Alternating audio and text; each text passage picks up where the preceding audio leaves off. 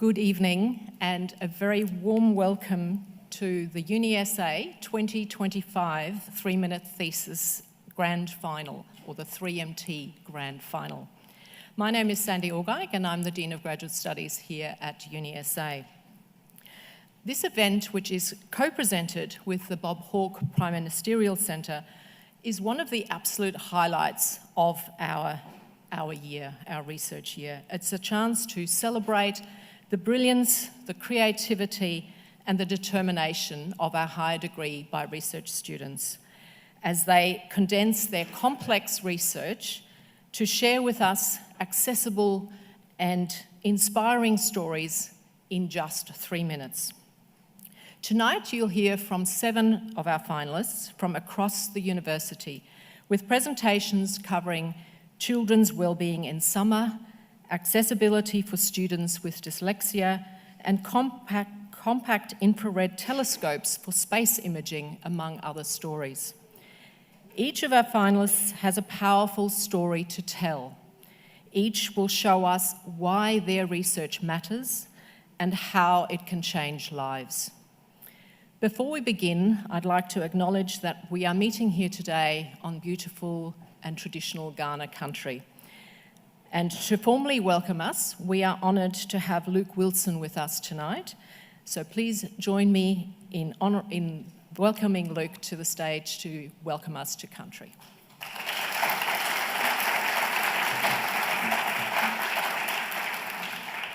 Thanks, guys. It's a little bit of pressure off the back for me. 80,000 words in 3 minutes, I think. So there's no pressure for me. I won't be delivering that. I could have brought my son in with me and I think he might have given it a good crack. 50,000, I reckon, from school to here, so no, it's not a bad effort. I will start with a little bit of language and then I will translate for you, so don't worry. Nainari Luke Kurika Wilson, Nagana, Naranjeri Naranga Aranda Nadrimiyu. Mata Wichigana Lukumirna. Marnina Pudni Karni Yarta Ana. Kumatama Yaichamirna Naiwangati. So, my name is Luke Wilson. Kurika is my totem name, which represents the magpie. I laugh because my brother's tunkel, which is the king brown snake, and our responsibility and our role to our totem is to nurture them and care for them. So I said, good luck with one of the most dangerous snakes in the world. So I feel like I've got a pretty good one come swooping season. So my uncle's placed that well. I'm here representing my family tonight and also Kral. Kral is a cultural service that my cousin Jack Buckskin started in about 15 years ago. Kral means one blood. Kral has not only been a massive part in reviving Ghana language and culture here in South Australia and Adelaide, but it's also given us an opportunity to stay connected with culture and pass down things that we've learnt through our journey and our culture. So on behalf of Kral and myself, I want to thank you guys for joining on this journey with us and allowing us to continue to display our wonderful culture and share it with you all. I'm a proud Ghana man from here in Adelaide, which is traditionally known as Tarrandanyanga, which represents the big red kangaroo. Also Ngarrindjeri from down the lower lakes on the southeast, on the Coorong. Naranga on the Yorke Peninsula. Aranda up in Alice Springs in Northern Territory, and Nudgee, which is down in the Barossa Valley. Before I go any further, I want to acknowledge all other Aboriginal people, whether in the room or in Adelaide, South Australia, Tarrandanyanga. I want to pay my respects to their culture and their customs, which are different to mine and my beliefs. So I want to pay my respects to that. Also, I want to welcome and acknowledge all other cultures and religions from all around the world. It's just as important as all of us today, and I want to welcome you all here from all over the world and whatever journey you've been on. But lastly, on behalf of my family, Kral, welcome to Ghana country, Tarrandanyanga, and good luck. 80,000 words in 3 minutes. Have a crack and good luck, and I've got to duck straight out. So hopefully you guys have a great night, and thanks for again allowing me to be here tonight. Thank you.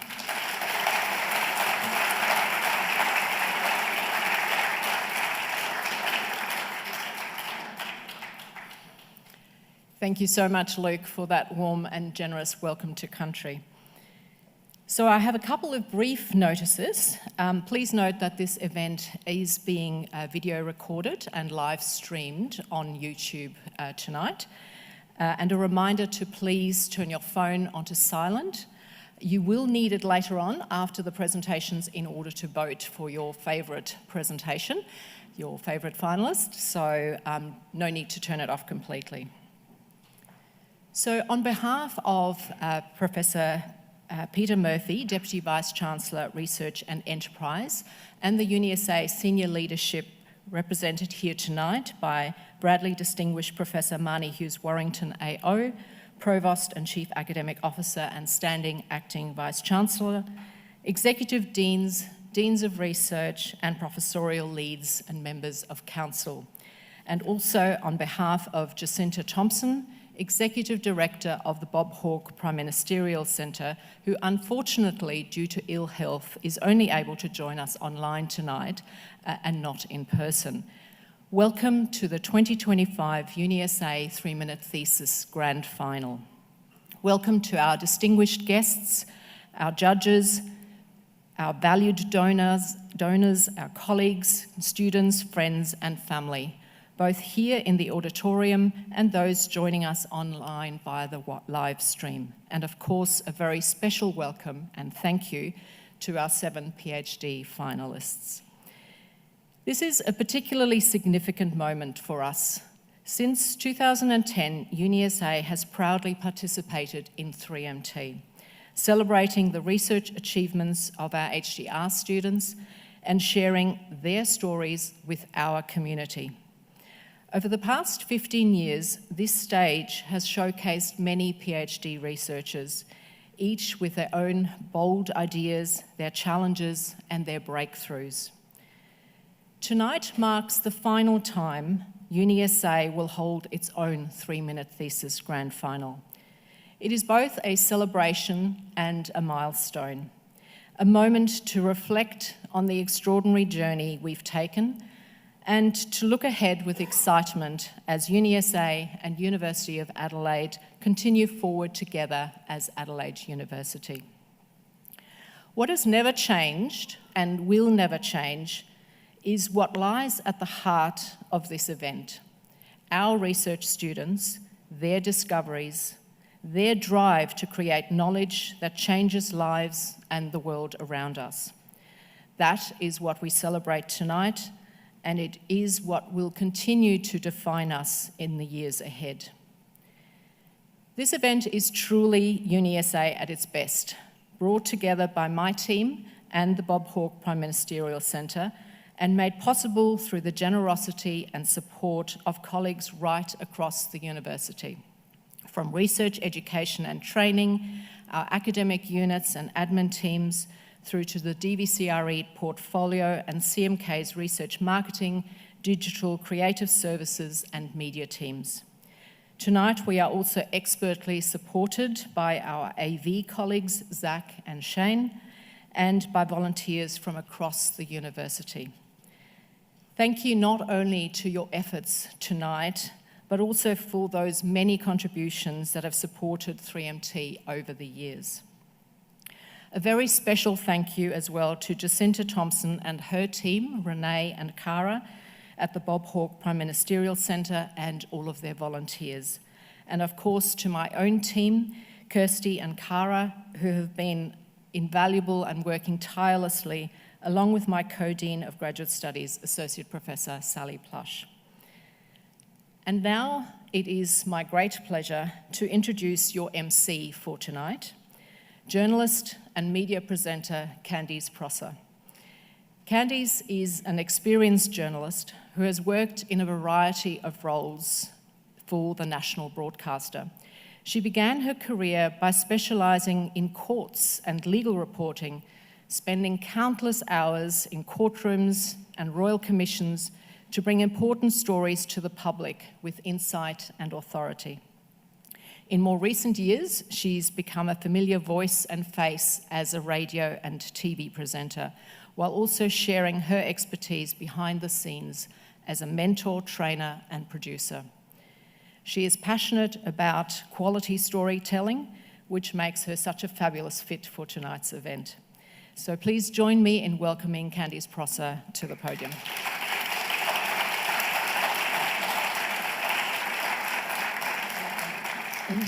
Thank you, Sandy. Hello, everyone. Good evening. It's so lovely that you're all here tonight. I've seen a few familiar faces too, which is always such a pleasure. And welcome to everyone who's watching online as well on the live stream. And we're all going to have a really interesting night. It's really, really good research topics. I'm really excited to be here because this is actually my first experience of a 3MT Grand Final.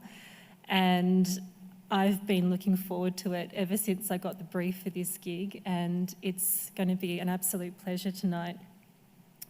So the 3MT, as Sandy said, is very much a highlight, not just for UniSA every year, but also for hundreds of universities across the world. And when I was researching for tonight, I had a look at how it all started. And I love its origin story. Some of you may already know it. But of course, the first 3MT was held at the University of Queensland back in 2008. But what I love is that the inspiration for this competition, this format, the whole genesis of it, happened in a space where I think we all do some of our best thinking, the bathroom.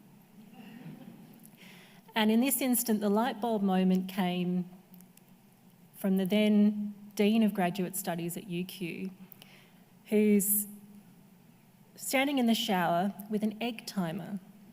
Now that statement won't sound completely weird to those of us who've lived through drought, because that's one of the ways we were all encouraged to save water and not take too long in the shower. What I think is a bit weird and remarkable is that the Dean, standing in the shower, looks at this egg timer and thinks, we could use that. What if we set a timer and put even more pressure on our PhD students? And the 3 Minute Thesis was born, and here we are. And it really is genius because it creates this compelling format through which we can take this really important research and make it accessible to all of us. And I think we can all appreciate the value of that. Each of the finalists are here tonight because they're at the top of their field. But this really is a unique challenge for them because their PhD research is so hyper-focused at such a high level. This is a completely different skill set.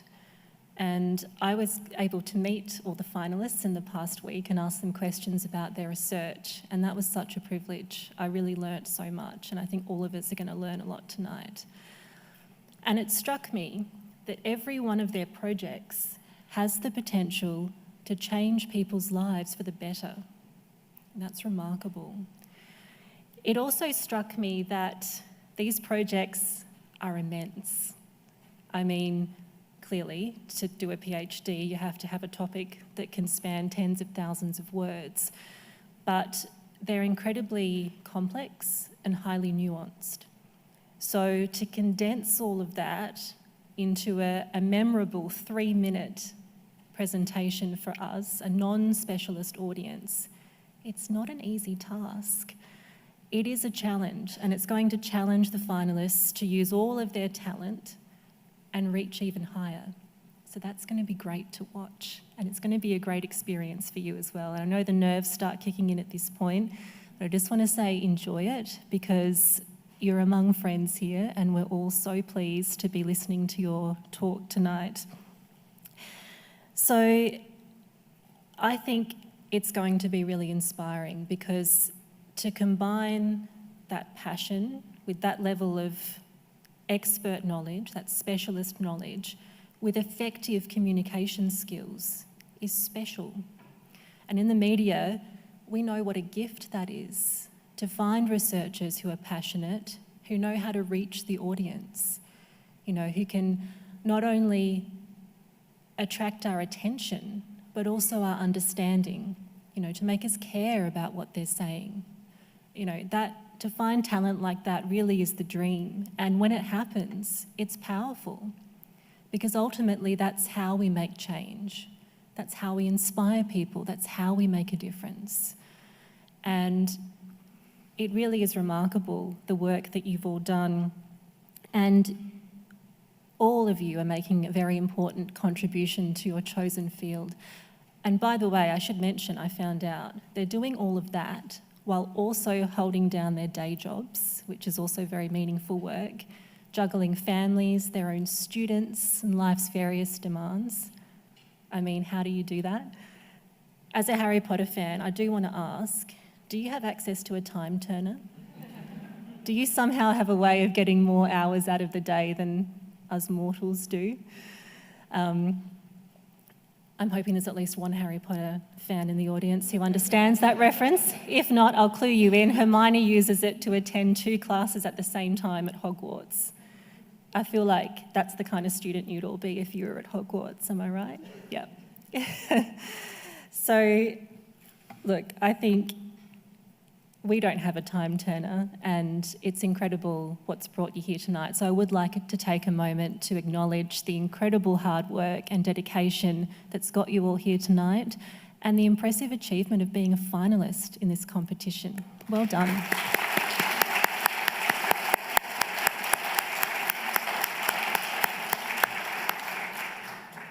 So I'd now like to introduce the judges, and they're not going to make it easy for you, so strap in. So perhaps when I introduce you, if you'd like, just stand and give a little wave to the audience. So we've got John Hill, the Chancellor of UniSA, here tonight. Next to John is Lisa Liu, the Chief Financial Officer of the Art Gallery of South Australia. We've got Pete Allred, the Deputy CEO of Relationships Australia SA. And we have Sophie Murray, UniSA's Dean of Aboriginal Research, Education and Engagement. Welcome, judges. So the judges tonight will be awarding the winner and the runner-up. And as Sandy mentioned, you all get to be judges too. And we'll give you some more details on that later, but just keep in mind when you're listening to these presentations that you will have a chance to vote at the end for your favourite. So we'll take you through that afterwards. So let me take you quickly through the nitty-gritty of the competition. So what is it? It challenges the students to effectively communicate their complex research to us, a non-specialist audience. So it has to be compelling and we have to understand it. The rules. So it's only a single static PowerPoint that they're allowed. There's no props or aids here. There's no auto cue or teleprompter. They actually have to memorise their speech, and they don't have the safety net of referring to notes. So that's a challenge in itself. And don't bother asking for a recount because the judge's decision is final.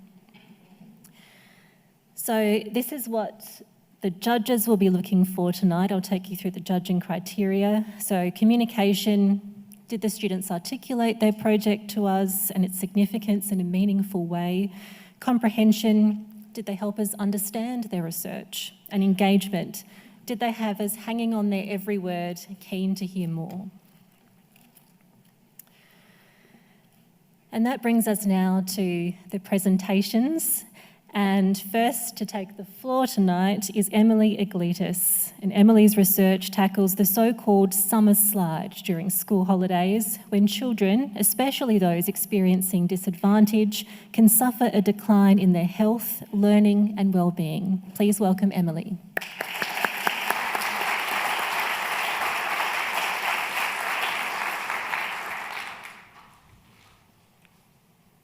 As a kid, how good were summer holidays? Long sunny days, swimming and adventure.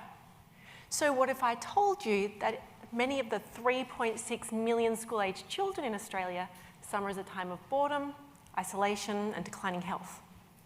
See, summer is the longest stretch that kids spend away from school, and schools do more than educate. They help keep kids healthy. Schools offer structure, physical activity and limit junk food. Plus, they connect kids with friends and safe adults. In summer, families can struggle to fill these gaps, So summer looks and feels very different for the 1 in 6 kids experiencing poverty compared to their wealthier peers. And evidence shows the challenges they face can stack up year on year, widening gaps in learning and health. So, how do we revitalise summer? Well, summer programs might help kids stay healthy, like school does. So my research answers 3 big questions. How big is the problem? Do summer programs improve health? And if so, how do we get them to the neediest kids? I started by analysing data from over 14 million children. And I found the same story overseas and at home. In summer, kids move less, spend more time on screens, so they gain weight and lose fitness. And many slide backwards academically too, and problems are magnified for kids experiencing disadvantage. Next, I reviewed the health impacts of summer programs. And yes, programs help kids to move more and maintain a healthy weight. Some data suggests they even help anxiety and depression. But what does all this mean for Australian kids? To find out, I took my answers to key stakeholders, including parents, teachers, program providers and government. Through multiple surveys, they confirm that summer programs are incredibly important, but right now, they're not meeting needs. For starters, they're often unaffordable, inaccessible, or just simply non-existent. Plus, families need programs designed for them. Local, run during typical school hours, providing food and delivering fun across the entire summer period. We now know what we need to do. With smart investment, we can use existing resources to deliver summer programs to all Australian children. It's time to rethink summer. And summer programs are not just childcare. They're opportunities to make a real impact in kids' health and well-being, using belly laughs, cannonballs and cartwheels, because every child deserves a summer worth remembering.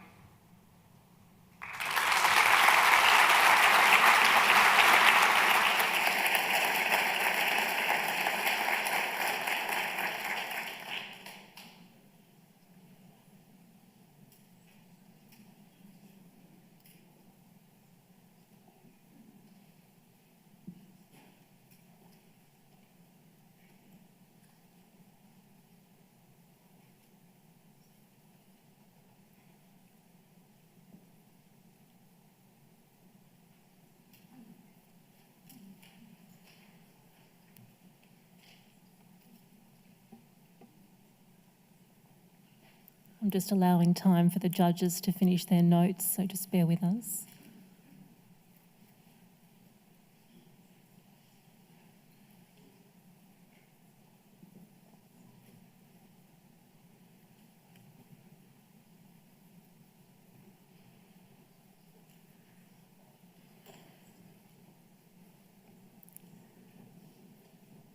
Okay, next to take the floor is Cheryl Chan, and Cheryl's PhD is setting the groundwork for a new generation of compact, high-performance telescopes that can advance satellite imaging using freeform optics. Please welcome Cheryl.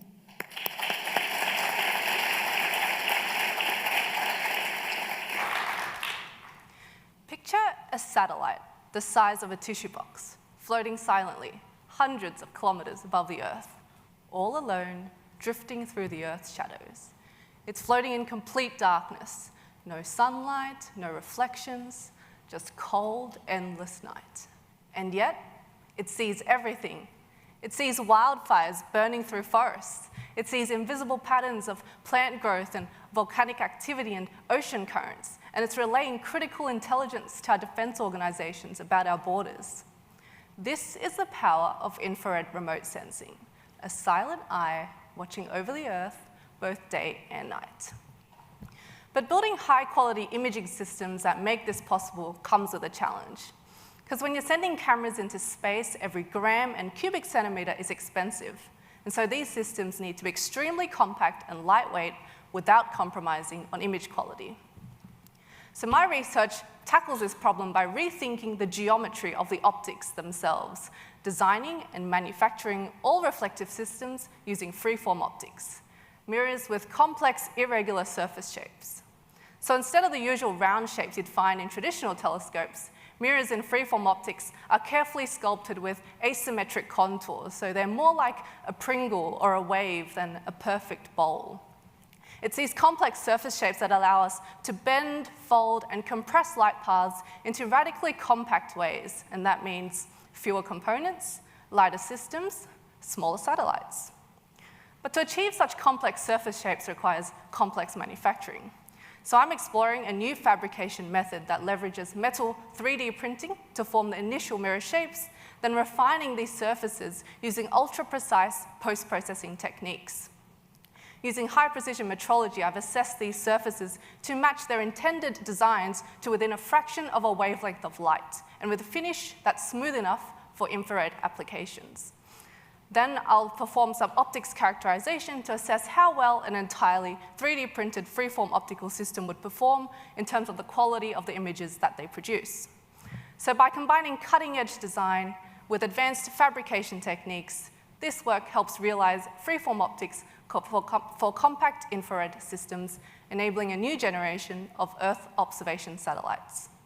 It's about seeing the unseen, even from a tiny satellite the size of a tissue box flying through darkness.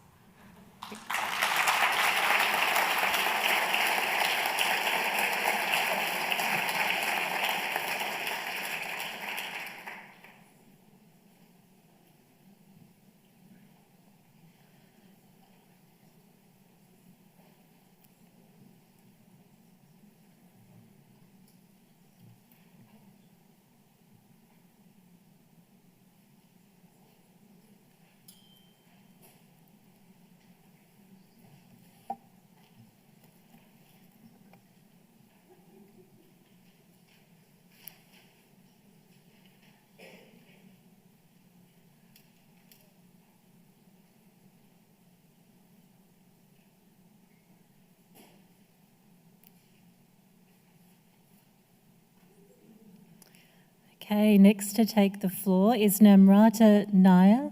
Namrata is researching infrastructure inequality in India, exploring the profound impacts of poor sanitation and a lack of basic resources. Please join me in welcoming Namrata.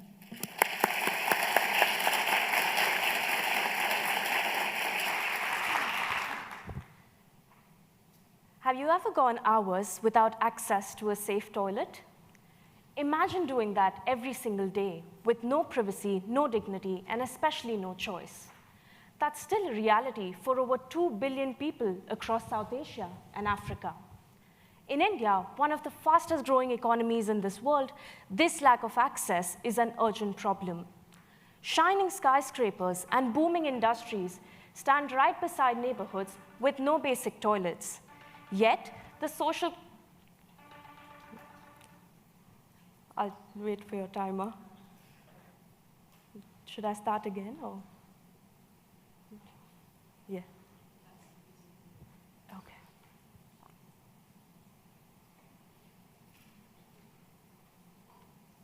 That's fine. Start again? Okay.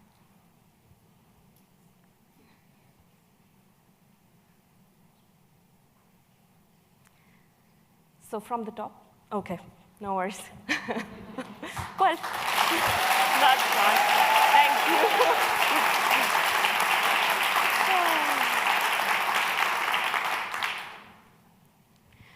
Have you ever gone hours without access to a safe toilet? Imagine doing that every single day with no privacy, no dignity, and especially no choice. That's still a reality for over 2 billion people across South Asia and Africa. In India, one of the fastest growing economies in the world, this lack of access is an urgent problem. Shining skyscrapers and booming industries stand right beside neighborhoods with no basic toilets. Yet, the social consequences of poor sanitation is often overlooked. Unequal access is not clearly measured, and its consequences have remained invisible to policy. My research changes that. I analyzed data for over 600 districts across India, mapping toilet access district by district. I find that over 50% of the people in a third of the districts still don't have a toilet inside their homes. Moreover, this lack of access causes crimes such as thefts and burglaries to rise, often in double digits. Now, you might wonder why that happens. When something so basic as a toilet is out of reach, it creates deep feelings of deprivation and resentment. And when people feel left behind, it threatens the safety and cohesion of the society. India's sanitation campaigns in the past failed to target those most at risk. But my findings offer us a way forward. I identified where access is weakest, who's being left behind, and what needs to change. Turns out that this improving access needs to be paired with economic opportunity. Only then can people sustain these services and live in safer, more dignified neighborhoods. At present, we need a 5-fold increase in our efforts to achieve universal toilet access, and my research brings us closer to that. With the district-level mapping, the government of India can now take more localized action and also implement community sanitation programs, which have never been done before. Many South Asian and African countries, too, can do similar mapping to better target their sanitation investments and reduce that exclusion-driven crime. So that no one endures the same lack of dignity and privacy, the United Nations has mandated universal toilet access a global priority. In fact, it once set up this giant inflatable toilet right outside its New York headquarters as a bold reminder that as ordinary a toilet may seem, it represents something extraordinary, the power to advance dignity and build fairer, safer societies. Thank you.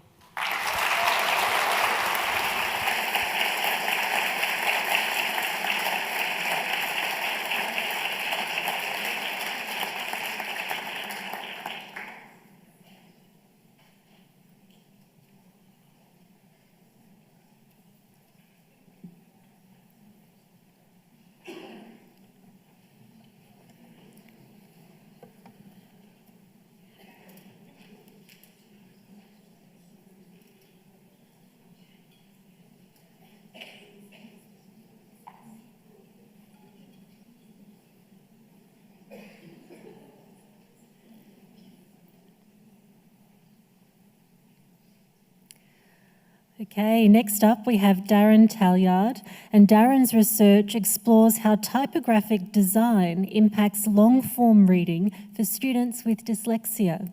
Please welcome Darren.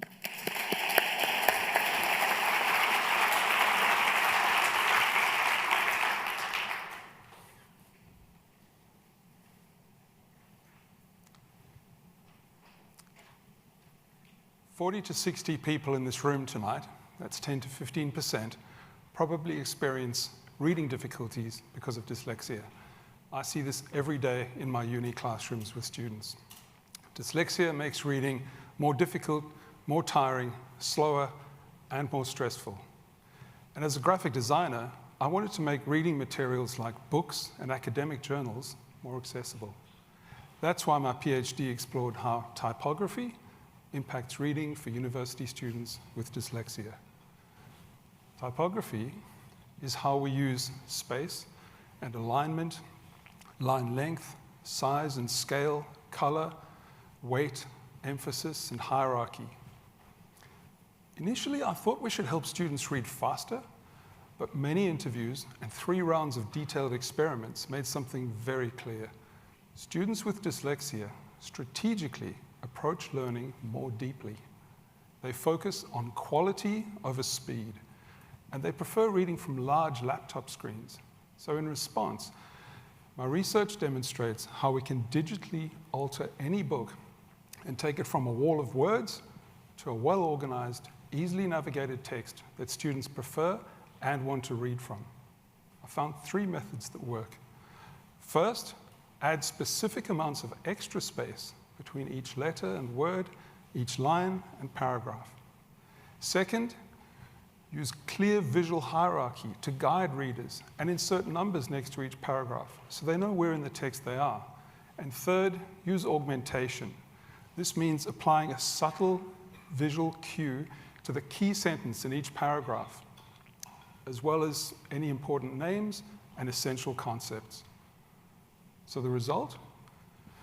It digitally transformed typography in real time for students, and it produced significantly lower levels of anxiety.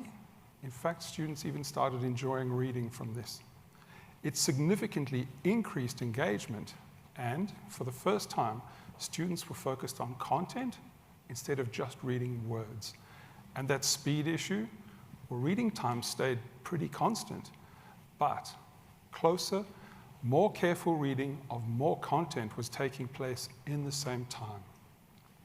I set out to help this particular group, but they may help all of us, because when we design for people at the edges of an ability spectrum, we become inclusive, and everybody in the middle benefits too.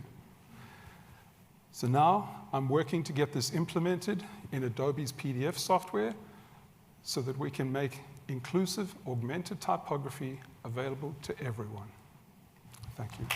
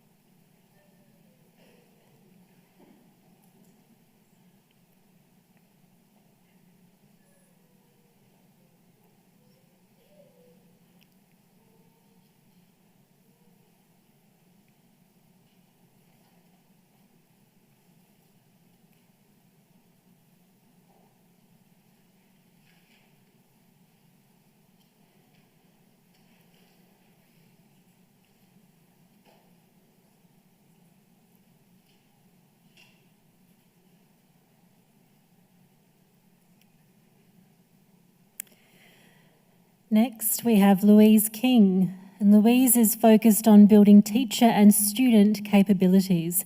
She's researching ways in which teachers can best support their students to regulate all aspects of their learning. Welcome, Louise.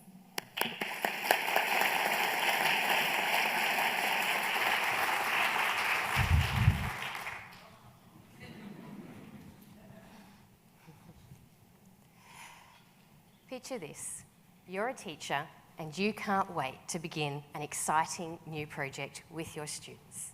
However, your meticulously prepared, highly engaging, real-life project is met with, I can't, I don't know what to do, I'm too unsettled, I can't work with them, my laptop is flat, I don't have a pen, and the whole project is a flop.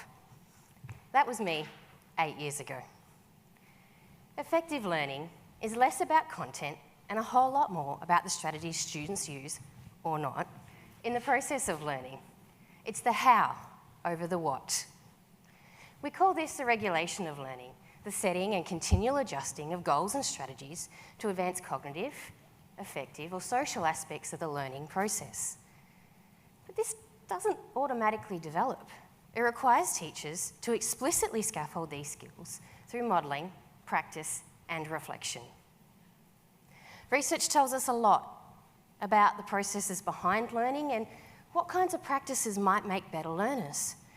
But this knowledge is too dense and inaccessible for busy teachers to fine-tune to their own classrooms. And without agency over their own professional learning, how are teachers meant to empower students to take charge of their learning? So, I worked with a team of teachers, and for a year we researched together. We co-designed and we tested scaffolds. We reflected on what we were observing, and we continually made adjustments to our strategies in the classroom. We created a language to talk about the abstract internal processes of learning with each other and with our students. When stuck, we asked questions rather than dishing out directions in our meetings and in our classrooms. In essence, we co-regulated our teaching to co-regulate student learning. And guess what? We shifted the culture. Students showed greater learning stamina, growth mindset, even started seeking their own feedback. They took ownership over their learning, as one student reminded himself, "My teacher won't be there to always tell me what to do." But maybe more importantly, the teachers now had a toolkit of tailored, actionable practices to adapt into the future. One teacher declared, "This has completely changed how I will teach from now on." So, as it turns out, responding to the question, "I don't know what to do," with another question, "So how can we find out?" works as well with teachers as it does students.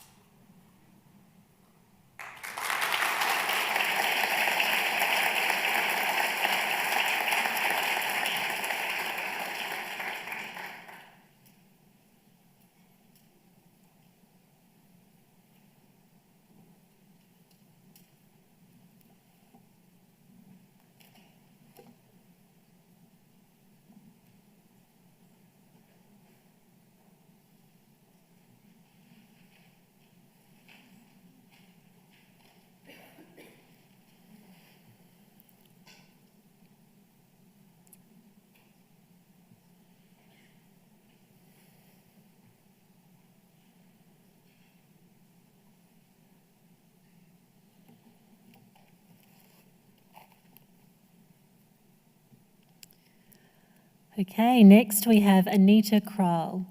Anita's project aims to understand how exposure to harmful fungus like mould reshapes the cells in our lungs, causing long-term health issues. Please welcome Anita.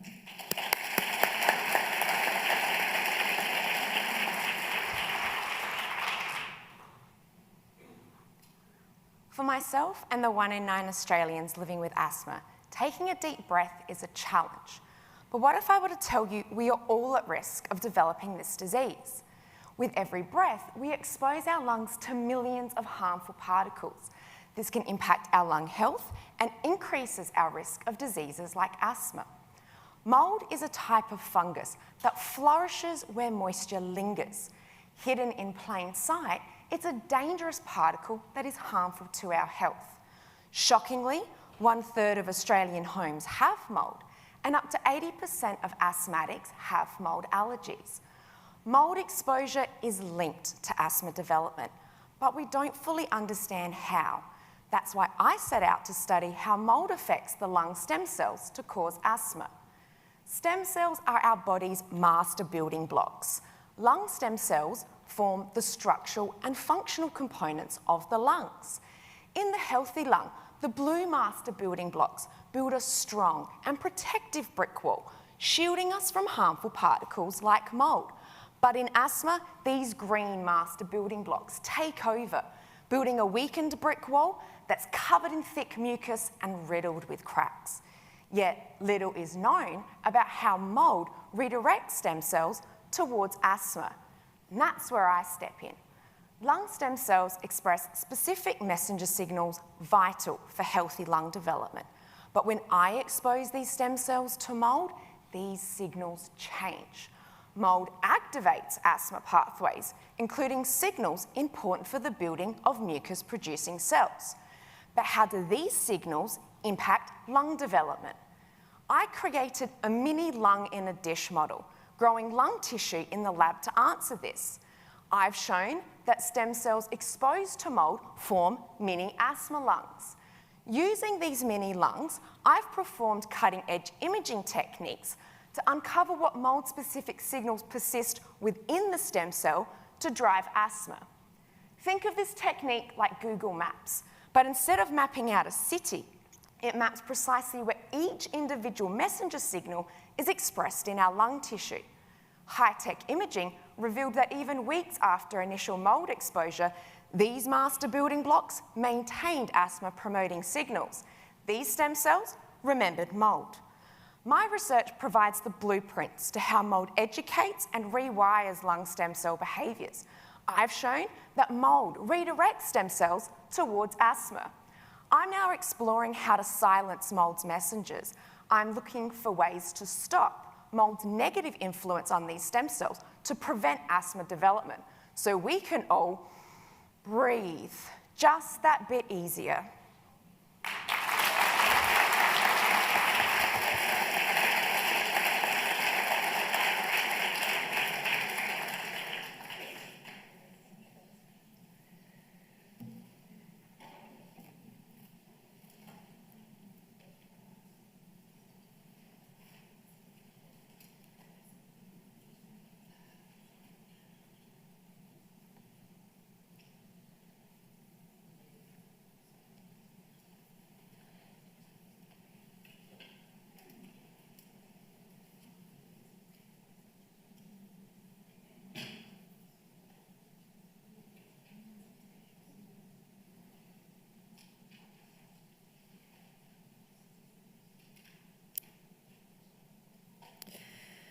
Okay, last but not least, we have Dineti Yasadora Jayaratna. Dineti is investigating the psychological health and safety of hybrid workers. She's examining how culture and leadership styles can affect these outcomes. Please welcome Dineti.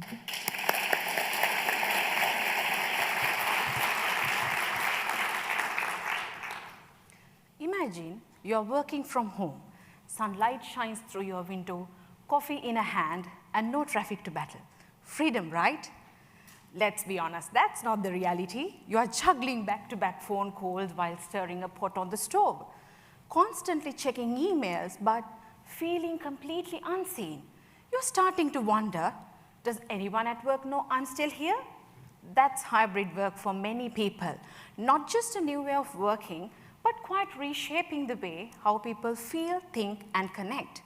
I'm exploring how hybrid workers feel day-to-day life, emotionally balanced at work, by comparing two different cultural contexts. Sri Lanka, where I used to work during COVID, and Australia, where I study now. Pandemic flipped our work world. Millions embraced hybrid work, immersed and drawn by that promise of flexibility.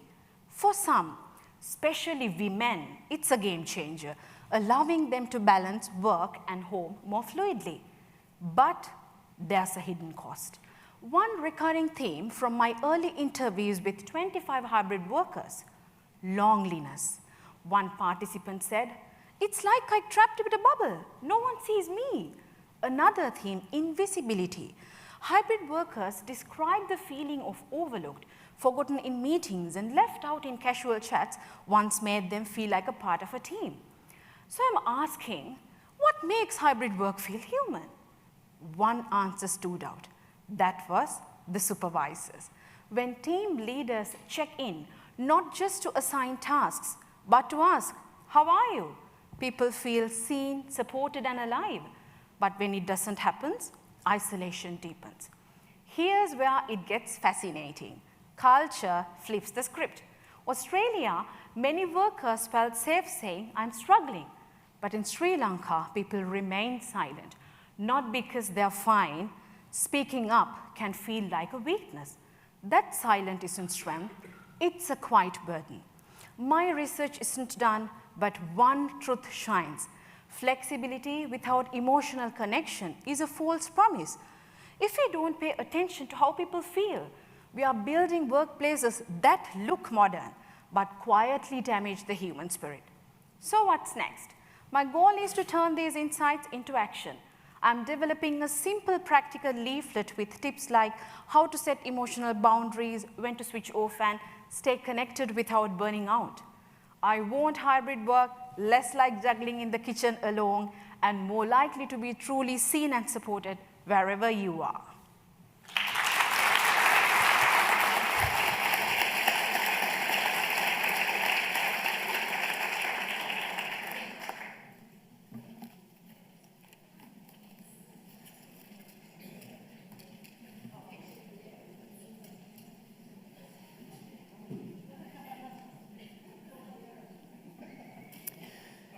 Okay, when the judges have finished their notes, they're going to go and deliberate, and then you all get to vote.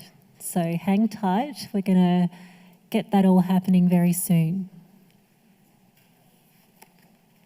So thank you, judges, and good luck.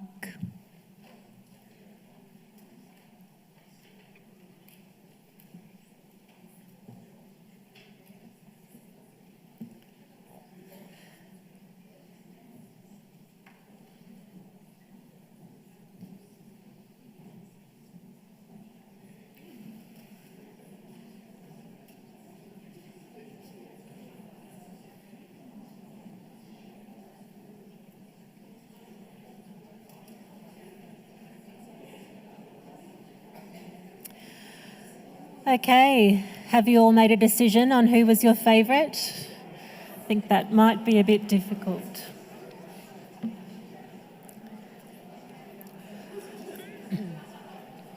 All right, that is a QR code, so you can use that to vote for your one favourite. If you would like a paper and pen to vote, please put your hand up and our runners will come and hand those out. So just leave your hand up until they've given you one, and we'll give you all a moment now to just fill out your vote.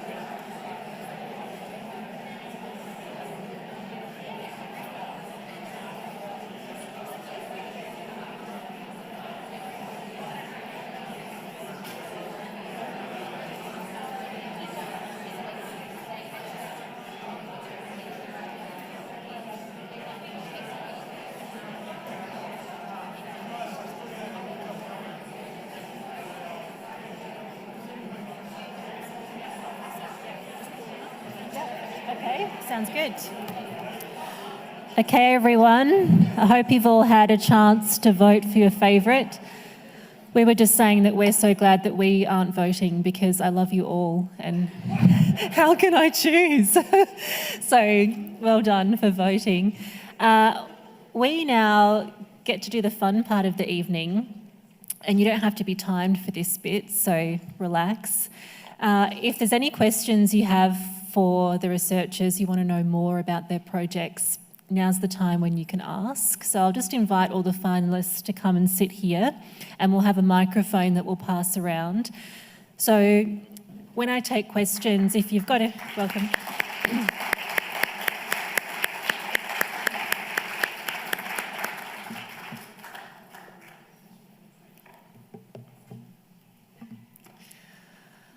All right, who would like to kick us off with a question?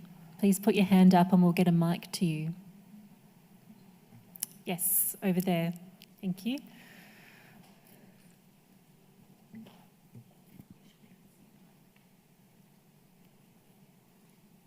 This is a question for Namrata. I was just wondering if you have any suggestions for governments about how they might improve their policies to improve access to sanitation. Thank you so much for that question. And actually, that's a really good one because the whole reason that any of us do any research is so that it can be of some use. So what I have done is India's divided into several districts. And what I did was sort of map the toilet access in that district as to which regions still don't have a working toilet. So one of the things that I did see occurring in some countries in Africa was, along with building toilets, they geotagged it. And once they geotagged it, they could track if that toilet was functioning over time, and they also linked it with mobile apps. We have that coming into India as well, hopefully soon. And people could take a picture, upload it, and say that this toilet is not working. Because as much as building a toilet is important, its maintenance and sustenance is equally important. So one of the direct things is identifying those areas that come from my research, and the next step would be to build some kind of community sanitation efforts at continuing these. Yeah, thank you.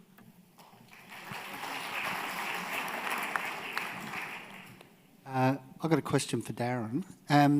So if you publish these books that look slightly different, could they be read by people without dyslexia comfortably, or would it be an effort for them? And the reason I ask is obviously if you can just publish the book as one type and it fits both, then that's more commercially viable. Yeah, it's a very sensible question. In fact, they should be read in more than one way. And the objective is to ensure that we bypass the publishers, we bypass all the gatekeepers and take it straight to PDF. The interesting thing is that almost no students read from ebooks because they're pretty unpleasant. And mostly they can't afford or can't get access to printed documents. Everything's digital. And so they read 95% of their stuff through PDF. And so you can alter the structure inside a PDF to present different ways of showing what something looks like so that we can optimize for this group of people or for anyone else. And interestingly, I did do some testing with expert readers that don't have any reading constraints. It made it better for them too. It's just that their needs would be different to this particular cohort, and the focus is on this cohort specifically. But you're quite right. We need to cater to everybody, and we don't need to have just one version any longer. We really should be moving past that quickly. Thanks for the question.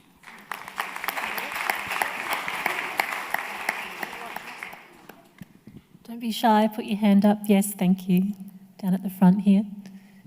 Sorry, yes, go ahead. I'd like to ask Emily whether lots of children were consulted in her work and to see what they thought of, losing summer holidays. Did you say losing summer holidays? Not in this work, but as a parallel, I've done some work with some researchers in the States where they've taken some kids and given half summer programs and half summer as usual. And I think you touch on the point that there is a benefit to not having structure, not having school. And so I think it would be about getting the optimal dose, and a lot of the kids in the programs loved going to camp, but I think about 2 to 3 days a week was what they were happy with, and then they had days they just wanted to be at home. So it wasn't part of this work, but we got that story. And so for Australia, at this stage, we're kind of laying the groundwork going, is it feasible? Is it possible? If I ask my daughter, do you want lollipops for breakfast, lunch and tea? She'll be like, yeah, sure. And so I guess at this stage, it was like, is it feasible? Can we do it? And I think very important, the next step would be to be involving kids and getting their story.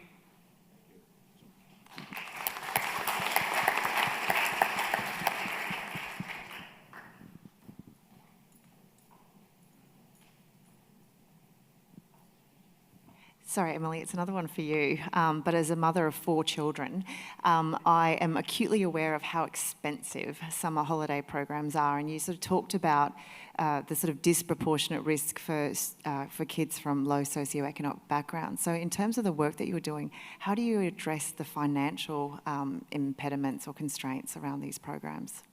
Yep, that's a great question, because from what we can understand from the research, no country is doing this well. It is a middle income to high income thing that's done, but considering how many mental health and well-being and community outcomes you could potentially change, the funding really does need to come from a policy level, from like the government. But what came through is there are resources in our community that, like schools, they are not used for all of summer holidays, and they're ready to cater for kids.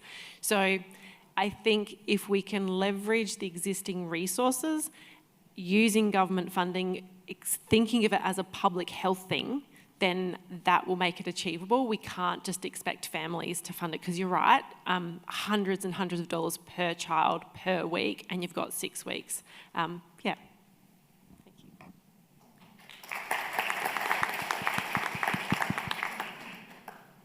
Anita, I've got a question for you.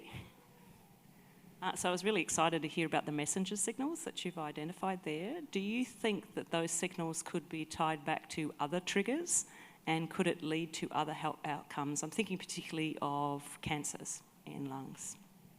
Yeah, so that's actually really quite interesting. So there was a paper published only a couple of days ago where they were looking at how viral infections can actually reignite or sort of activate sort of lung cancer cells in patients. So that's very new data that's sort of only just been published like a few days ago.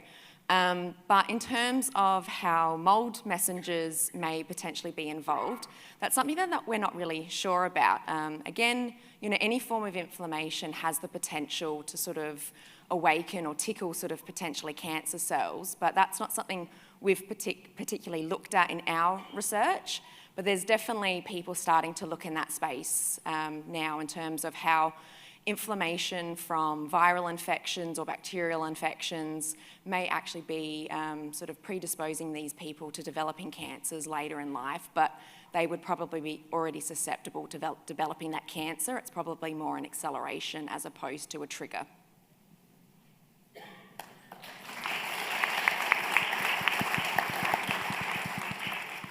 Yes, up here, thank you. Yep, thank you, and congratulations to the finalists. And my question is to Cheryl. It was an interesting presentation about seeing more from space, and I was only curious if you come across people who are being filmed from those telescopes. Any chance you would know how they responded to the images that is taken by the telescopes? So I'm not sure if I heard correctly something about people being filmed from space?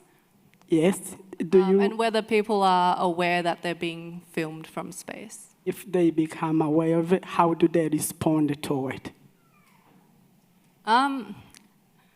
So the type of resolution we get from space, you would not be able to see people. That would be amazing. But I think we're talking like 50 kilometers would be like, or 30 kilometer, or 30 meter ground spatial distances. At most, I think that's what our worldview ground spatial distances are. So the level of resolution we get would not get people, or definitely not identifiable of people. And so when we get to that problem, we can address that then, I think.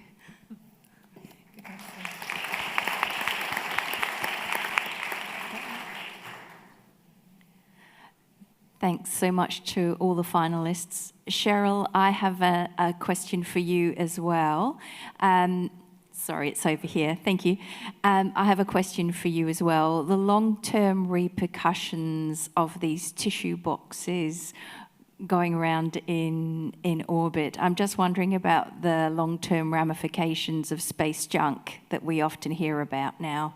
What's the lifespan of your tissue box-sized items in space? Lifespan, I think they're often, okay, so there's a few things, I guess. There's people investigating monitoring and the space junk, and then there are people also looking at retrieving or collecting, trying to get as close as possible, and then there's also junk that just comes in. Generally, these CubeSats, if we're talking about CubeSats, which is generally where these freeform optics are addressing, because freeform optics is a response to the compactness issue, the size issue mostly. And so we're talking about cube satellites or small satellites. They will evaporate in the atmosphere before it reaches the ground. And those only have a short lifespan, I would say, of a few years. You'd be happy with the results from that. But for larger things, I think there are people actively looking around and having space domain awareness and looking and monitoring what those are going on, and modelling, of course. So.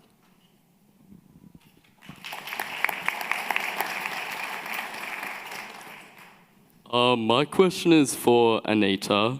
I'm not sure if you mentioned this, but I was wondering, are you just looking into like the effects of the fungus right now, or are there any like sort of like medications or I don't know, anything to help, you know, improve that lungs that you're looking into right now, or will in the future, hopefully?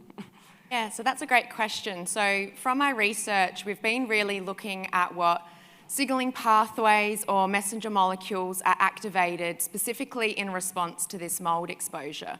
So what we're doing now is looking at how, using other drugs that we've already got available, how we can actually block those signals to prevent this sort of reprogramming and rewiring of the lungs.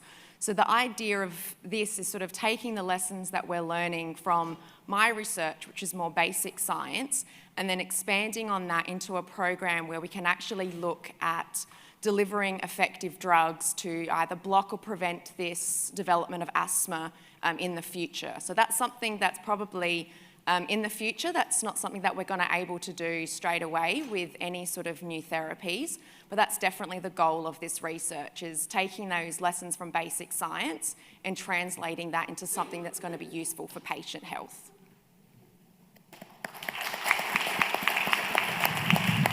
And you may have noticed our judges have come back in, so please welcome back the judges. Just before we get to the results, which I know everyone's keen for, I will just take two more questions. Does anyone have a question for Louise about regulating the learning at schools? Please put your hand up if you do. Yes, over here. Thank you.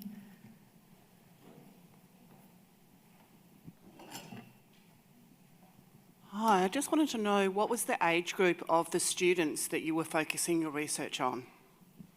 Okay, so my particular research project, I was working with Year 5-6 students and a team of 3 teachers that did a lot of collaborative planning together. Actually found it was a really prime age for it because they had this big transition coming up and they were aware that some of the support structures that they're used to relying on in primary schools weren't going to be there. So we found a lot of them were then starting to think about, okay, so if I don't know something, how am I going to figure it out? And so there was a lot of shifts with the teachers then with when students approach them, I don't know what to do, tell me what to do, rather than just do this, and therefore they're not really learning, they're just following an instruction. We were able to put the question back on the student about, well, what do you think you could do next and what resources are available to help you? And it was that kind of questioning that shifted a lot at the beginning at least. Thank you.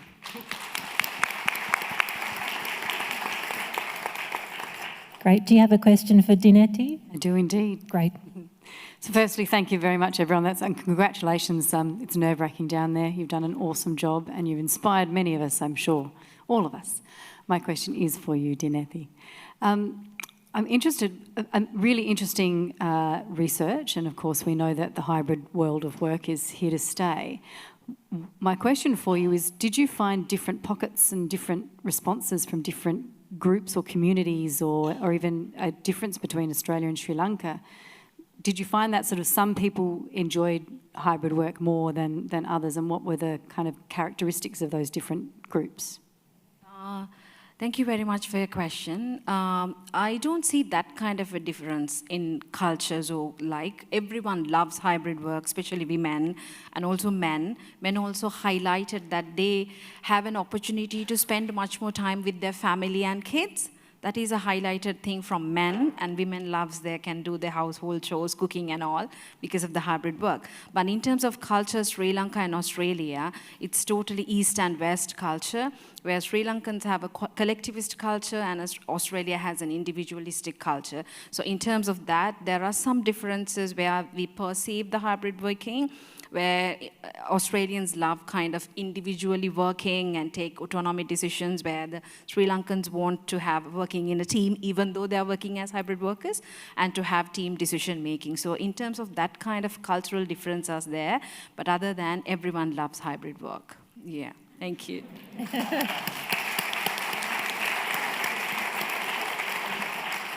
Well done. Thank you for your questions. Just before we announce the winners, I've got a little summary here, just one part for each of you with some feedback. So I'll read those out now.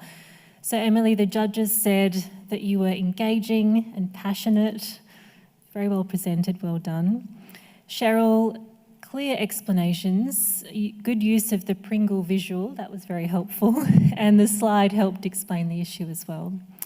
For Namrata, you demonstrated a passion for a substantial real-world problem, and you articulated the impact of that research. It was clear, you showed the challenge, the process, and the outcome, and tangible change, so well done. Darren, the judges said it was very well articulated for a general audience, good explanation of outcomes, and some clear deliverables. Louise, you get a mark for using humour to engage the audience, so good one. Anita, excellent use of the slide, your body language and use of the brick metaphor made it comprehensible. And Dinety, relatable and topical research and very enthusiastic presentation. So well done again, everyone.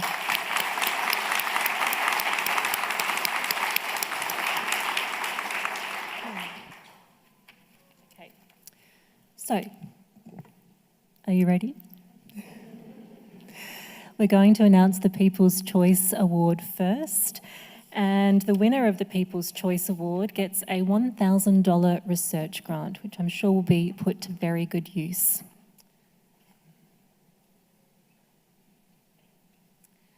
The winner of the People's Choice Award is Cheryl Chan.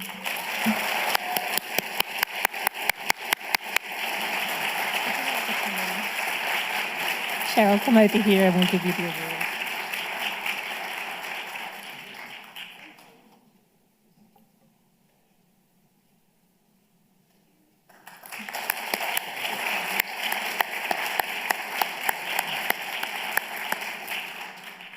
Okay, now we have second place.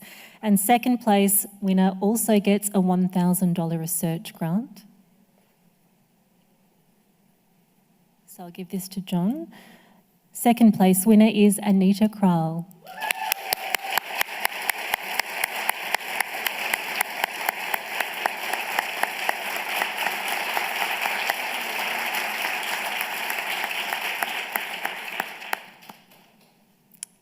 And now for the big one. So first place with a $3,000 research grant and entry into the Asia Pacific 3MT final. Congratulations, Namrata Nair.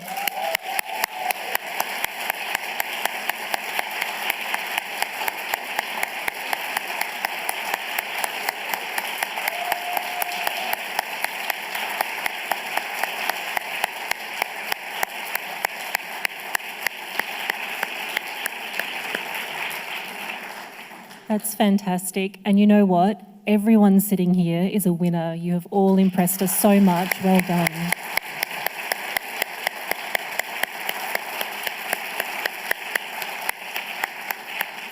I hope you've enjoyed this evening as much as I have. And that concludes the formal part of this evening. So thank you so much for coming tonight to this final 3MT as UniSA. It's been a really special evening. Thank you for being a part of it and sharing your research.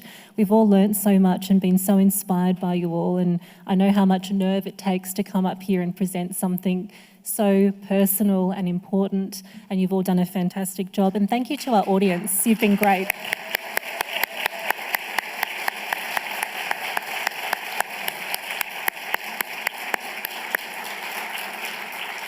So feel free to mingle outside as you make your way out, and have a great evening.